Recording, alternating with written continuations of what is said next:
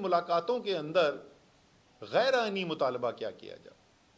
جو مطالبہ ہے وہ ساری قوم کے سامنے ایک دفعہ نہیں 1000 دفعہ عمران خان دہرا چکے ہیں، تحریک انصاف کی لیڈرشپ دہرا چکی ہے۔ ہمارے خیال میں پاکستان میں جو شدید ترین سیاسی بحران ہے، جو عدم اعتماد کی تحریک آنے کے بعد ملک میں آیا ہے، اس سے جو معاشی بحران پیدا ہوا ہے، جو پاکستان کی تاریخ کا شاید سب سے زیادہ خطرناک معاشی بحران ہے، جو سماجی بحران اب ملک کے اندر پھیلنا شروع ہو رہا ہے، اس کا حل سوائے نئے الیکشن کے کچھ نہیں۔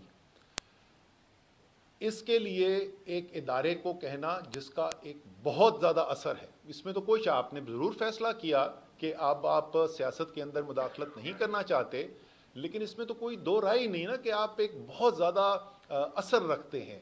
سیاسی نظام کے اوپر اثر رکھتے ہیں، تو آپ سے یہ کہنا کہ آپ اپنا اثر و رسوخ استعمال کریں تاکہ پاکستان اس سیاسی بحران سے نکل سکے، یہ آپ کو اس سے یہ تو ہو سکتا ہے کہ اتفاق نہ ہو، لیکن یہ غیر آئینی کسی طریقے سے بھی نہیں ہے۔ اور کوئی بھی بات جو وہاں بند کمرے میں ہو رہی ہے وہ ایسی نہیں ہے جو عمران خان جو ہیں وہ جلسوں کے اندر، پریس کانفرنسز کے اندر ٹی وی پر بیٹھ کر نہ کرتے ہوں۔